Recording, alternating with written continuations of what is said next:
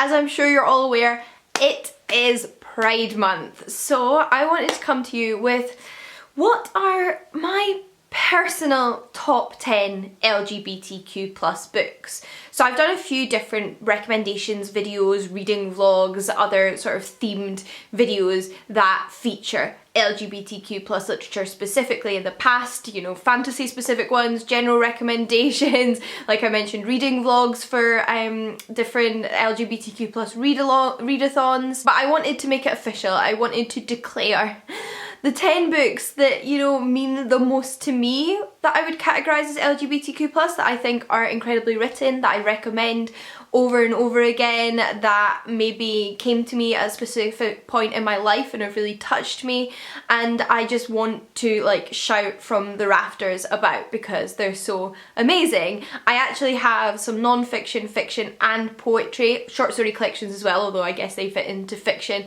within this top 10, and hopefully there's something in here that you haven't read before that you can then go and check out afterwards. But of course I would love to hear what your favourite LGBTQ plus books are in the comments down below. Like, share a little bit of pride and love this Pride Month that is so important and means so much to so many people, myself included. So if I don't mention your favourite book in this video, let me know what it is down below, and I will link the playlist of all my other LGBTQ plus book recommendations videos in the description box. But without further ado, let's get into my personal top 10. Once again, these are not like the definitive list of the top 10 LGBTQ plus books of all time, they're just my favourites of what I've read. Let's start things off with the two non-fiction books on this list. The first one of those is Sister Outsider by Audre Lorde. Now, Audre Lorde was an academic, a poet, essayist and activist in the 20th century. She passed away from cancer in the 90s, and she herself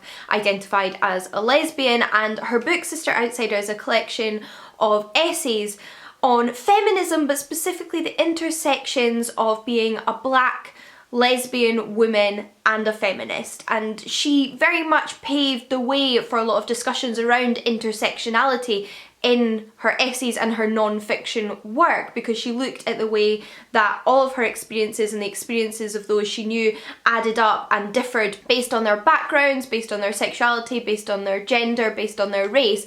And it's a really important book for anyone trying to educate themselves as an activist or a feminist, because I think it helps you realise that we do not all experience the same oppression, and some people experience multiple levels of oppression, and it's really important to be constantly aware of that. And there's a really excellent selection of essays in this collection that deal with a whole host of topics, including like her experience as an academic, her experience as a black woman, her experience as an activist, her experiences as a mother, and it's wonderful. I love this collection, and all the essays in it are just absolutely incredible and so impactful and so insightful, but also very accessible. And I think that's something I find very important when recommending non-fiction, and it's something I'd say is true of Audre Lorde. I also very much enjoy Audre Lorde's poetry. I would just recommend her as a general writer and a poet, but Sister Outsider is a collection that I really admire and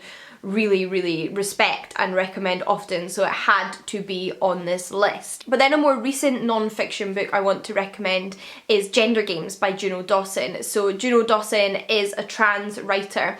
She's the author of various different young adult fiction titles. I have read quite a few actually. I can think of 4 off the top of my head, but have potentially read more than that. I really like her work as a fiction novelist, but this was her first sort of adult non-fiction book, having previously written a YA non-fiction book called This Book Is Gay, which is also fantastic and all about like sex ed and education around gender and sexuality, so also fantastic. But Gender Games is part Juno Dawson's biography of her experience sort of coming to terms with her gender identity, especially given that she was already sort of in the public eye when she came out as trans and started her transition like publicly. due to her like position as an author, as well as just like her experiences of feminism and what she thinks is really important going forward as like feminists, activists, LGBTQ plus activists, and what we need to be doing as communities together, and how it's so important to make sure we are being inclusive of trans voices within all of that. And I thought this book, again, fantastic. So readable, so accessible. I listened to the audiobook of this one, which is narrated by Juno Dawson, and that's one of my favourite things when it comes to memoirs and biographies, is that they're read by the author. I always think that adds so much to hear their emphasis on all of their words, to hear them share their journeys with you, and it's fantastic. Would highly, highly recommend. These categories are slightly arbitrary, but next I think I'll go for short story collections. The first one of which is The Portable Shelter by Kirsty Logan. So this is a collection of short stories, but framed as part of a wider narrative. We have two narrators. We have two women who are about to have a child together. Now one of the women in this relationship is carrying the child, and they have sort of sworn an oath, made a promise to one another that they will never tell their child a lie. However, they still want to share fairy tales and stories and folk tales with their child, but do it in secret. So both women are simultaneously telling the baby stories in secret from the other one. So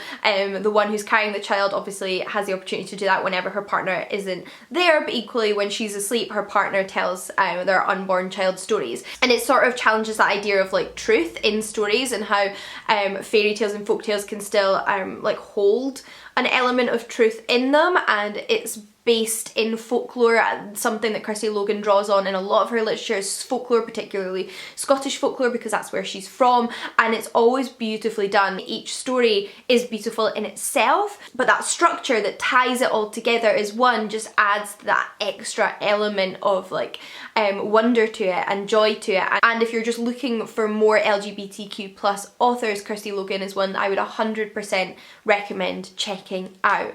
But my second collection of short stories is probably one of the first, if not the first, LGBTQ plus short story collections I ever read, and that is Kissing the Witch by Emma Donoghue. And I've talked about this in a few recommendations videos before, but I could not do a favourites video without mentioning it because it means so much to me. There was just something about this book when I read it, at the time I read it, and when it came to me, that just really, really made it sort of stay with me today, and I keep intending to reread it because I think about it quite a lot, and it was actually about 7 years ago that I read it. But this is another one that is inspired by folktale and fairy tales, particularly a lot of quite well-known fairy tales. We have, for example, retellings of Snow White in the collection, as well as lots of others that you will recognise that potentially had Disney adaptations.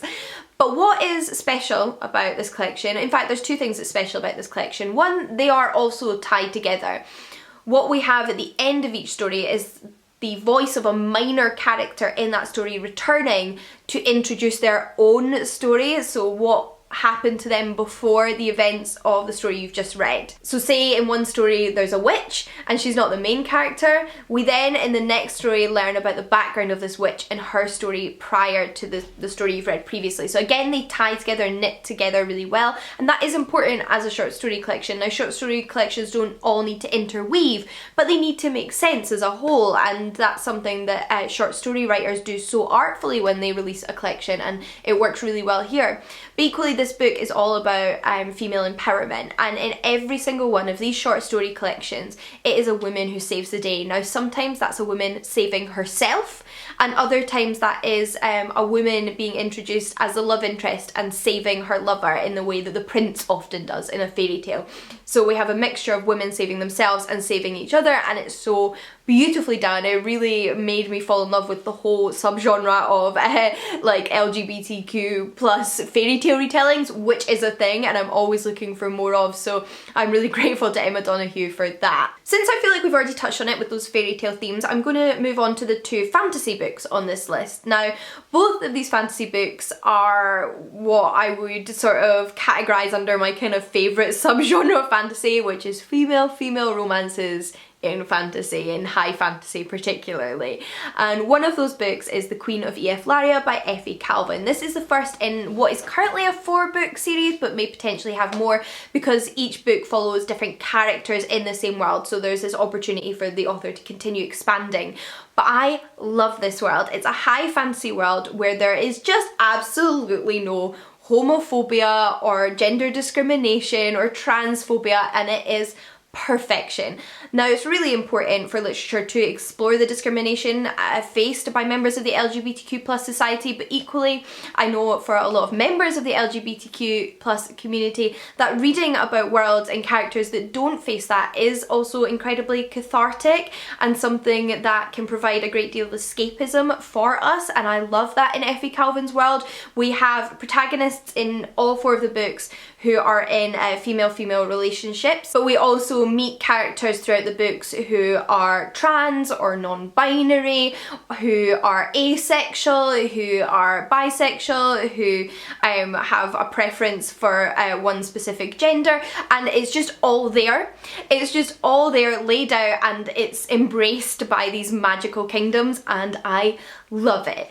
In The Queen of Hilaria, we follow the story of an arranged marriage between 2 princesses in order to unite their kingdoms, which I think is a really nice twist on the whole like arranged marriage between a prince and a princess, especially in this setting, and I just loved their story. I thought it was so like comforting and cheering, but also really sensitive, and the characters felt so real and like they were so respectful of one another, and that's so wonderful but often not that easy to find in romance storylines. So I really enjoyed that book and its sort of sequels.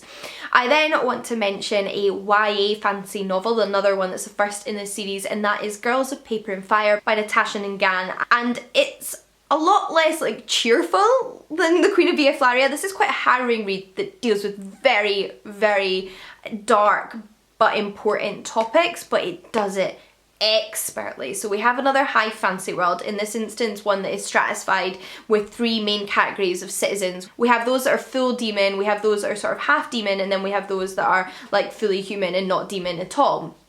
And the demons sort of rule, they're the most powerful, they're in charge of society. But each year the Demon King takes a group of human girls to be his concubines for that year, and they are forced effectively into sexual slavery to serve as this king's concubine without being asked how they feel about it. It is a non-consensual situation. So this book very explicitly explores themes of sexual violence and unequal power relationships, and it is so well done. It really takes away from something that I think is unfortunately quite common in some fantasy subgenres, which is rape and sexual violence being used quite casually to characterize bad guys or to introduce sort of like tension or dramatic moments, and flips that on its head and explores how pervasive sexual violence is, and then the long-term traumas of sexual violence and how people react differently to sexual violence, and how it isn't something that just like happens in order to like further on a male saviour's storyline, and then we get to forget about it and don't consider how it affected the female character in the long term, which is something I see in a lot of other fantasy novels, and I think that is so important, and it's so well done. But then in the midst of this you follow 2 of the women who have been forced to be concubines falling in love with one another, and their relationship is this like burning beacon of hope amidst all of this tragedy, and it's so beautiful to see it develop and how supportive they are of one another, and I love them as a couple. The book that I meant to mention was White is for Witching by Helen Oyemi. This is an absolute favourite of mine. It's what I would possibly describe as literary horror. It's kind of subtle horror, it's creepy and kind of crawls underneath your skin and makes you question what you're reading, but it's not full of jump scares and gore. There's lots of different types of horror, but that's very much what I am drawn to. And it's about this girl, her brother and her father, who all live in this house, and one of the narrators of the story is the house.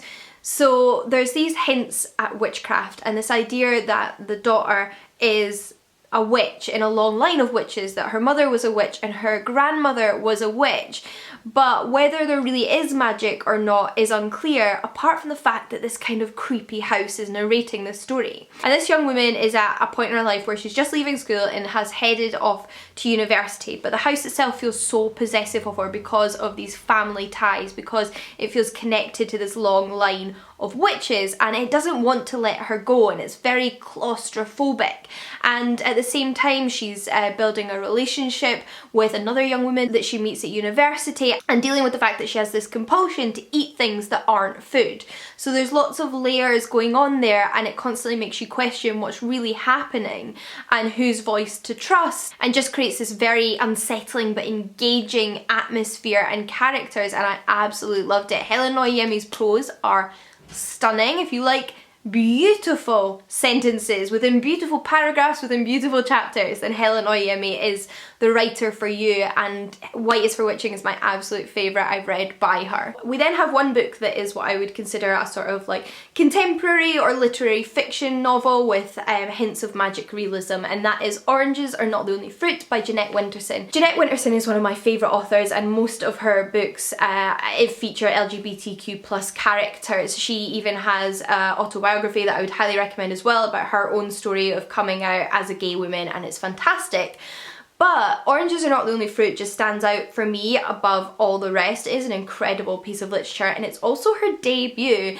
It is semi-autobiographical. We follow a protagonist called Jeanette, a girl living in northern England, growing up in the 1950s in a very, very strictly religious household, coming to terms with her own sexuality and how her community reacts to that. There's a lot of homophobia in her church and in her family, and it is, again, like I said, very much based in Jeanette Winterson's own experiences of growing up in that time in her own community and coming out as gay. But one of the things I also think is so beautiful about Oranges Are Not the Only Fruit is that the protagonist never sort of internalizes that hate, which is something that a lot of us can't control, but as a reader, it's so hopeful despite all the sort of discrimination and hate that she faces and those trying to suppress her sexuality, is that she is always so comfortable in her own skin and knows herself and is just trying to find a way to express that and be herself, and I adored it.